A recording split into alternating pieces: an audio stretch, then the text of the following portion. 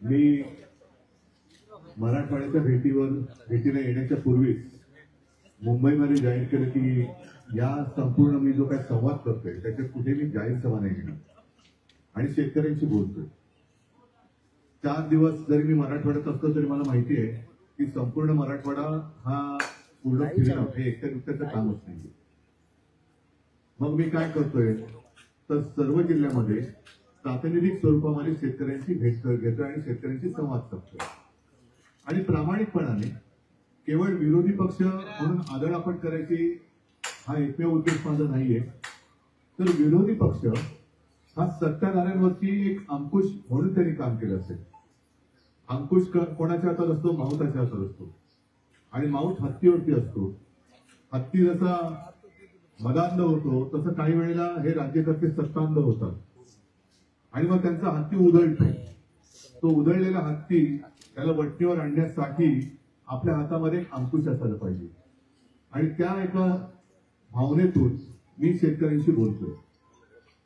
2 दिवस तर झाले, आजचा दिवस आणि उद्याचा दिवस आहे। मी प्रामाणिकपणाने सगळ्यांना विचारतोय, ठीक आहे आपली एक मागणी आहेच, ठीक आहे आपण सोडत नाही की यावेळेला परिस्थिती अशी भयानक आहे की कर्जमुक्ती हा एक प्राथमिक उपचार आहे।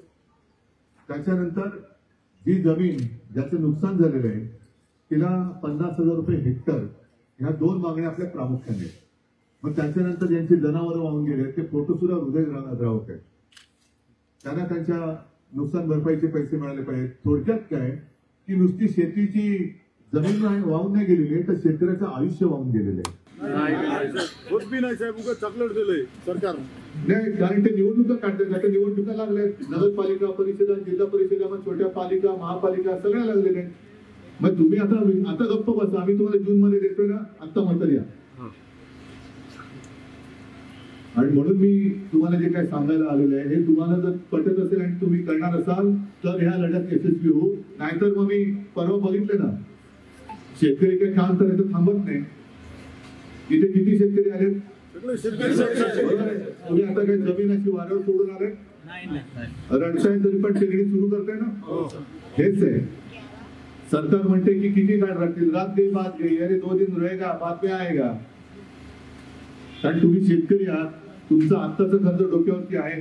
उद्या जर का तुम्ही पेरणीच केली नाही, कपाळाला हात लावून बसला तर उद्याचं पण गेलं म्हणजे मग काय संपलं सगळं।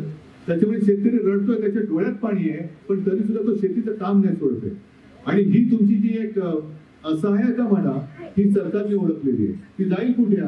याला थोडंसं इकडे काहीतरी दिलं थातूर मातूर, याला एक मराचं बोट लावलं, कोपराला गुढ लावला आणि एखादी योजना जाहीर केली तर परत आपल्या मागे। आणि म्हणून मी तुम्हाला जे सांगायला आलोय, एक तर या सगळ्या कार्यालयावरती मोर्चे हे निघाले पाहिजे। विमा कंपन्या सुद्धा कोणत्या कंपन्या आहेत, मागे आपण मुंबईत मोर्चे काढले होते, पुण्यात मोर्चे काढले होते, आपण परत काढू मोर्चे, मुंबईत पुण्यात पण काढू। जे आंदोलन म्हणून करता येणे शक्य ते सगळं मी करेन, पण तुम्ही एक निर्धार केला पाहिजे। जसं मुख्यमंत्री आता तुम्हाला सांगतायत की कर्जमुक्ती आम्ही योग्य वेळी करू, कारण आता तुम्ही आता सगळे ज्येष्ठ शेतकरी संघटनेचे पण लोक आहेत सगळे। मला एक सांगावं, बँकेचा फायदा होऊ न देता कर्जमुक्ती कशी होऊ शकते? आता जर का कर्जमाफी केली, त्यांच्या मते कर्जमाफी, मी म्हणतो कर्जमुक्ती, तर बँकांचा फायदा होईल म्हणून आता करणार नाही, जून मध्ये करणार। मग आता केली तर बँकांचा फायदा होणार, जून मध्ये केली तर बँकांचा फायदा कसा होणार नाही हे पहिलं मुख्यमंत्र्यांनी सांगावं। पण हे जे काही शब्दाचे खेळ चालू आहेत आणि मुख्यमंत्री जे मी म्हटलं बिझी आहेत, एक तर बिहारमध्ये होते आणि दुसरं आता अजितदादावरती पांघरून घालण्यासाठी बिझी आहे।